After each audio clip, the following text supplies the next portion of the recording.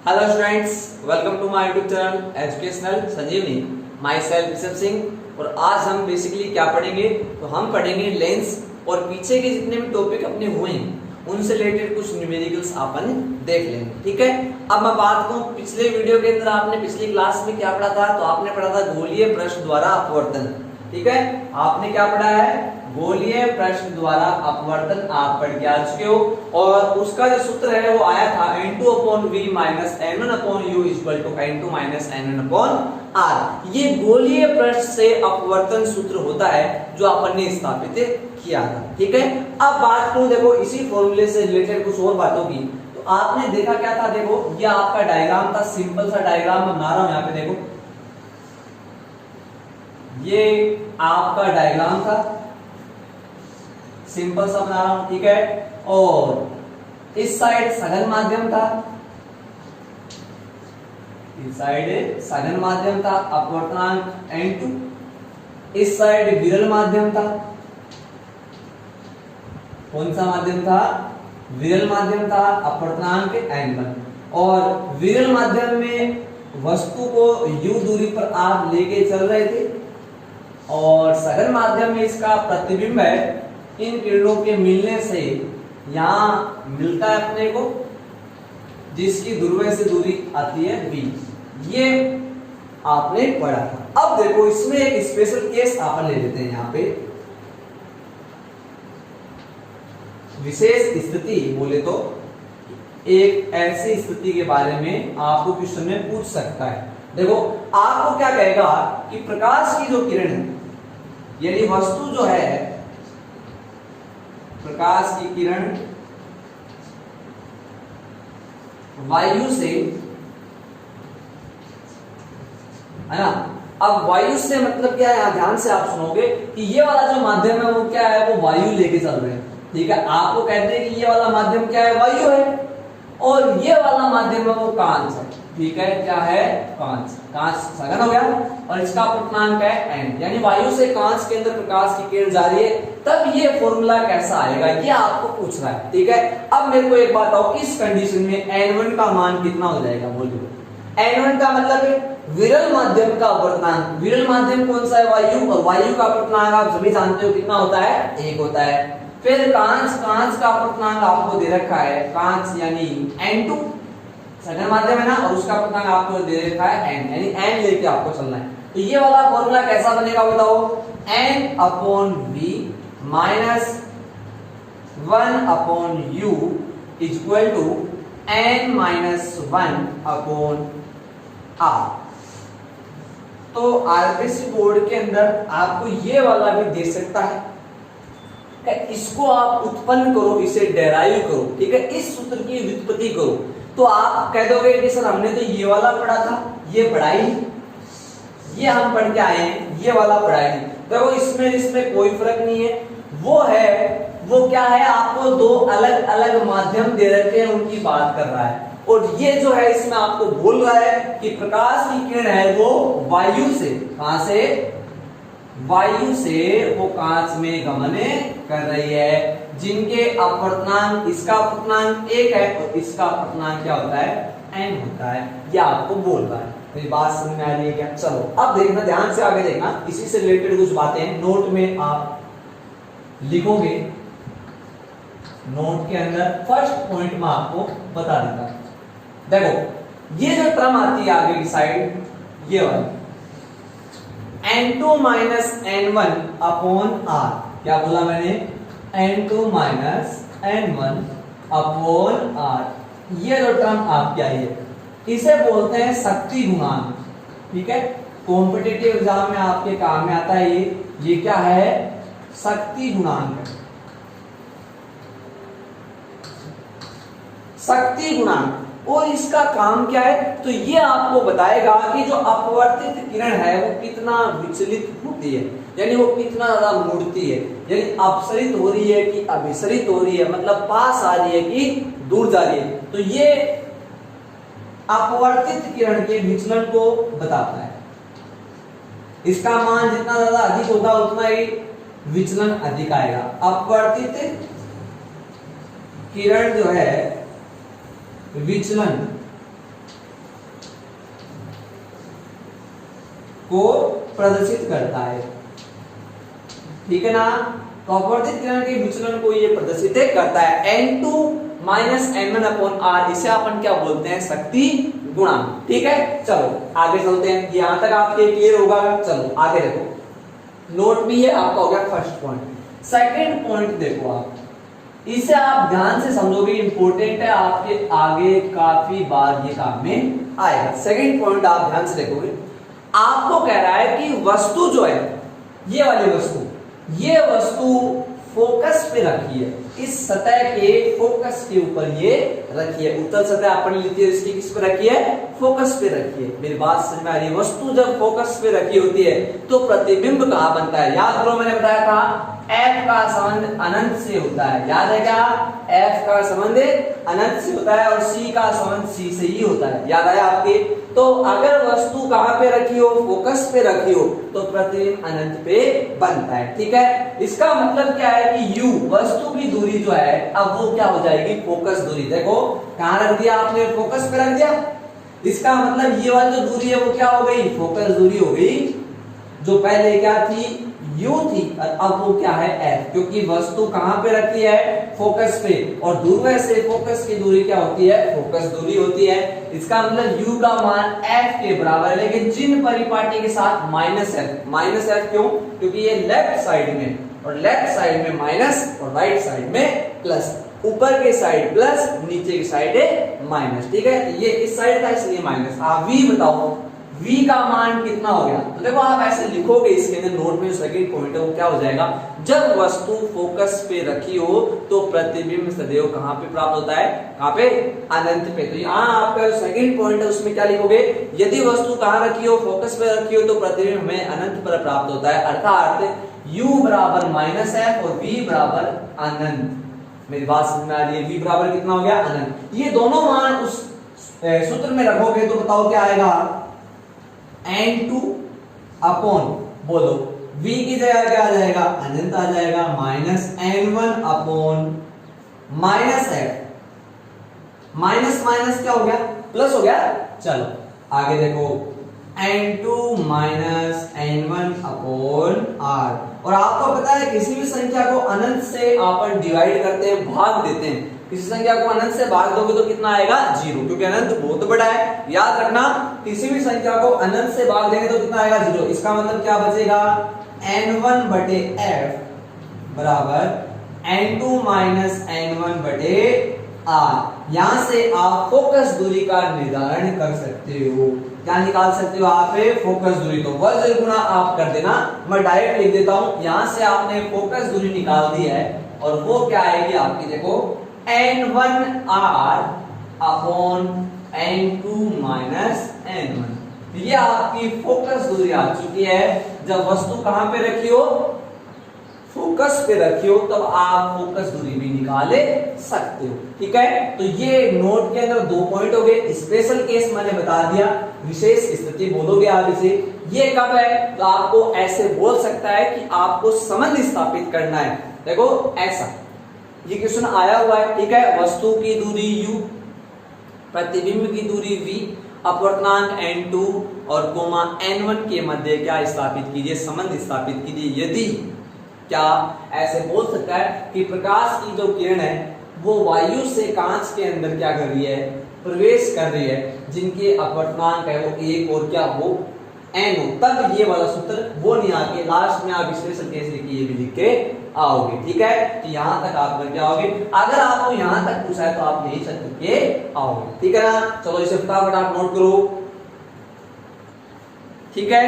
आपने ये नोट कर लिया होगा। चलो अब देखो, अपने आरबीसी बोर्ड की बुक के मैंने 3 क्या लिए हैं, ये न्यूमेरिकल लिए, बहुत ज्यादा इंपॉर्टेंट है ये न्यूमेरिकल, तो इन्हें मैं कर रहा हूं, आप ध्यान से देखोगे। न्यूमेरिकल करने से पहले मैं आपको ये बात बताऊं कि आप सबसे पहले जो चीज आपको दे रखी है सबसे पहले आप वो लिखोगे, ठीक है, और न्यूमेरिकल को ध्यान से पढ़ोगे, ठीक है ना। चलो अपन पढ़ते हैं, आप मेरे साथ साथ देखो, आराम से पढ़ना। फर्स्ट जो क्वेश्चन है अपन सबसे पहले वो करेंगे, तो आंसर फर्स्ट अपन देख रहे हैं। क्वेश्चन नंबर फर्स्ट है, वो आप पढ़ोगे। देखो, जल एवं कांच के अपवर्तनांक क्रमशः 4/3 व 3/2 है। तो अपने वो क्वेश्चन में कौन कौन सी बातें हैं वो दे रखी हैं, कौन सी बातें अपने को गिवन है वो आप लिखोगे। तो देखो, गिवन डेटा क्या क्या है बोलो। पहले लिखोगे आप जल का अपवर्तनांक, जल का अपवर्तनांक बोलो। जल का अपवर्तनांक को कैसे लिखेंगे, n, और जल को इंग्लिश में जैसे वाटर यानी इसके नीचे मैं लगाता हूं w। NW बराबर कितना दे रखा है, 4/3। ठीक है क्या। चलो अब आगे चल लेते हैं अपन। देखो, कांच का अपवर्तनांक, कांच का अपवर्तनांक भी आपको दे रखा है।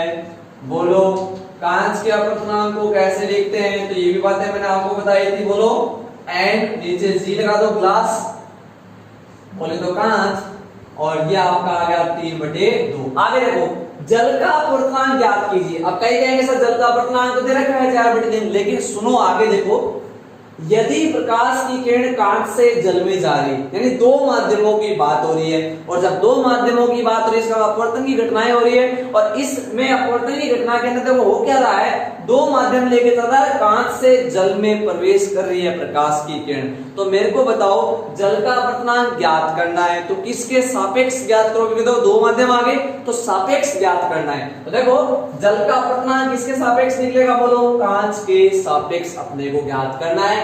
क्यों ज्ञात करना है, क्योंकि कांच से आप कहां जा रहे हो, जल में जा रहे हो। अगर मैं कांच को N1 बोल दूं, देखना ध्यान से सुनना, 1 और 2 से ही अपन देखते थे पहले, तो समझने के लिए बोल रहा हूं N1 N2, मेरी बात समझ आ रही है। और N1 यानी प्रथम से आप द्वितीय में प्रवेश कर रहे हो, तो इसे कैसे लिखते हो, N21। याद है क्या, स्नेल के नियम से। तो देखो आप यहां लिख दोगे स्नेल के नियम से, स्नेल के नियम से जल का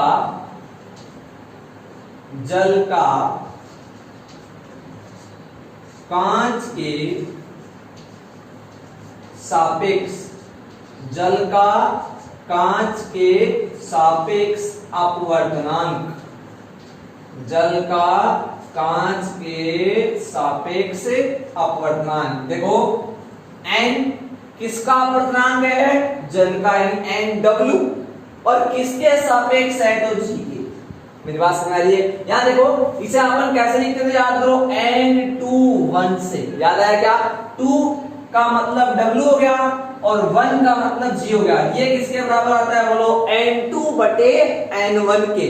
N2 यानी NW और बटे में NG। सही लिखा है क्या, बोलो। चलो आगे देखो, अब NW कांच का अपवर्तनांक, और कांच का अपवर्तनांक नहीं, सॉरी, जल का अपवर्तनांक कितना दे रखा है, जल का अपवर्तनांक है ना NW। आगे देखो, कांच का अपवर्तनांक कितना है, 3/2। NW का मतलब जल का अपवर्तनांक और NG का मतलब कांच का अपवर्तनांक, दोनों अपने को दे रखे हैं। आप इसे कैलकुलेट करोगे, सरल करोगे, तो 2 ऊपर चला जाएगा, तो 2 को 4 से गुणा कर दोगे 8 आ जाएगा, और 2 नीचे आ जाएगा 9। तो इसका मतलब सापेक्ष अपवर्तनांक आ गया है जल का कांच के सापेक्ष अपवर्तनांक 8/9। ये हो गया आपका फर्स्ट क्वेश्चन। ठीक है, नोट करो फटाफट। ठीक है, आपने नोट कर लिया होगा। चलो देखो, अब अपन चल लेते हैं आगे। ये अपना फर्स्ट क्वेश्चन था जो मैंने आपको करवा दिया। अब चलते हैं अपन कौन से क्वेश्चन पे, सेकंड क्वेश्चन पे। फटाफट पढ़ो सेकंड क्वेश्चन को, न्यूमेरिकल बहुत ही ज्यादा इंपॉर्टेंट है। देखो सेकंड क्वेश्चन में क्या क्या है, ध्यान सुना। हीरे का अपवर्तनांक 2.42 है। हीरे का अपवर्तनांक कितना है, 2.42। तो देखो आप क्या लिखोगे, बोलो आंसर 2 के अंदर जो बातें आपको दे रखी है वो लिखोगे। गिवन क्या क्या चीज दे रखी है, बोलो। तो आप कहोगे हीरे का अपवर्तनांक, हीरे का अपवर्तनांक,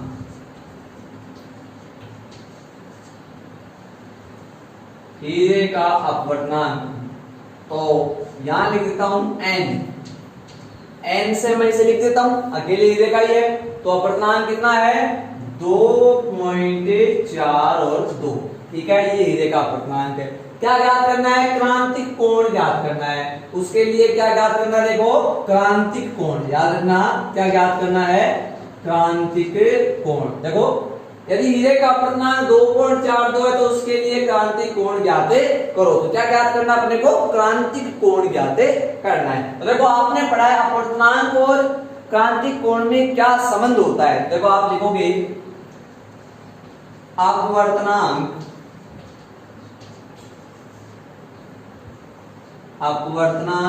n एवं क्रांतिक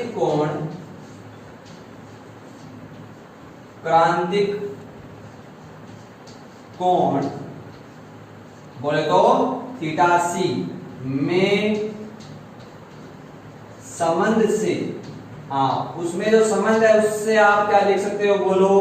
तो आप कहोगे, याद करो, थीटा सी बराबर साइन इनवर्स 1/n। याद आया आपके? ये तो समझ होता था। तो क्रांतिक कोण ज्ञात कर लो यहां से। तो क्या आ जाएगा क्रांतिक कोण? थीटा सी बराबर साइन इनवर्स 1/2.42। ठीक है, आप इसे कैलकुलेट कर लेना। ठीक है, पहले इसको इससे डिवाइड करोगे आप। डिवाइड करने के बाद में, ठीक है, क्या आएगा? तो यहाँ पे आप देख लेना, आपको पता होना चाहिए ये चीजें। देखो, आपको ये पता है, मैंने याद करवाया है कि हीरे का जो अपवर्तनांक है वो 2.42, क्रांतिक कोण 24.41 आता है। तो अपवर्तनांक 2.42 है तो क्रांतिक कोण कितना आएगा? 24.41 डिग्री। ये इसके हो जाएंगे आंसर। आपने डिवाइड कर लेना, आंसर इसमें ये यानी कैलकुलेट करोगे तो। ठीक है, तो ये एक छोटा सा क्वेश्चन हो गया। ठीक है, नोट करो फटाफट इसे भी आप।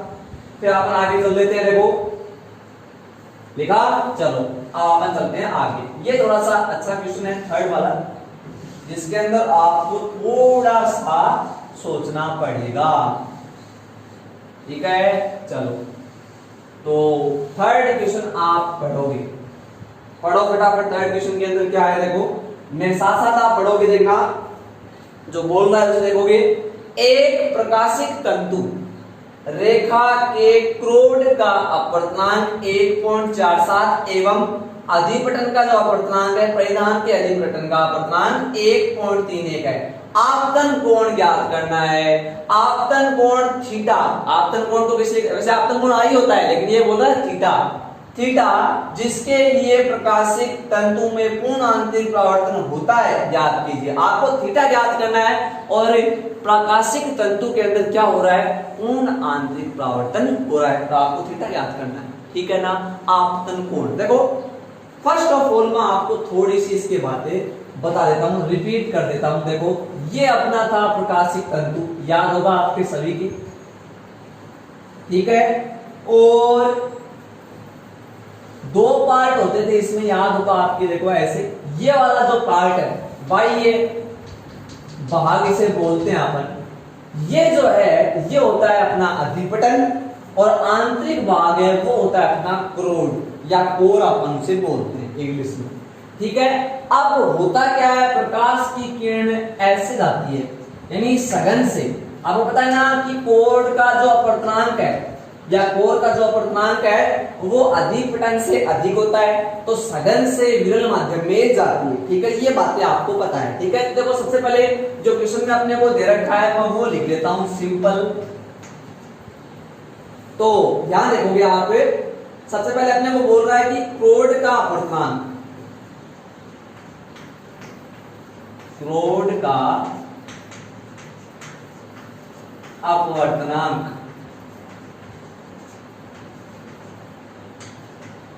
इसे n1 से मैं लिख देता हूं। तो n1 बराबर दे रखा है, बोलो कितना दे रखा है n1 बराबर? तो ये हो जाएगा आपका 1.47। ठीक है, फिर देखो अधिपटन का भी आपको क्या दे रखा है? अपवर्तनांक दे रखा है। हाँ, अधिपटन का जो अपवर्तनांक है वो भी आपको v1 है। बोलो अधिपटन का अपर्तनांक n2 से मैं लिख देता हूं वो है 1.31। ये अपने को दे रखते हैं। अब बोल रहा है पूर्ण आंतरिक परावर्तन होता है तो अपने को थीटा यानी आई तो है आपतन कोण, उसका मान ज्ञात करना है। देखो आप सब कुछ भूल जाओ, कईयों को तो ये नहीं बदलता आपतन कोण निकलेगा कैसे। आप तो ये याद करो सबसे पहले कि पूर्ण आंतरिक परावर्तन कब होता है। मेन चीज तो यही है। तो आप क्या बोलोगे, यहां लिखोगे, क्या लिखोगे, क्योंकि जब आपतन कोण का मान क्रांतिक कोण से अधिक होता है तब वहां क्या होता है, पूर्ण आंतरिक परावर्तन। तो आप लिखोगे क्योंकि पूर्ण आंतरिक परावर्तन के लिए, पूर्ण आंतरिक परावर्तन के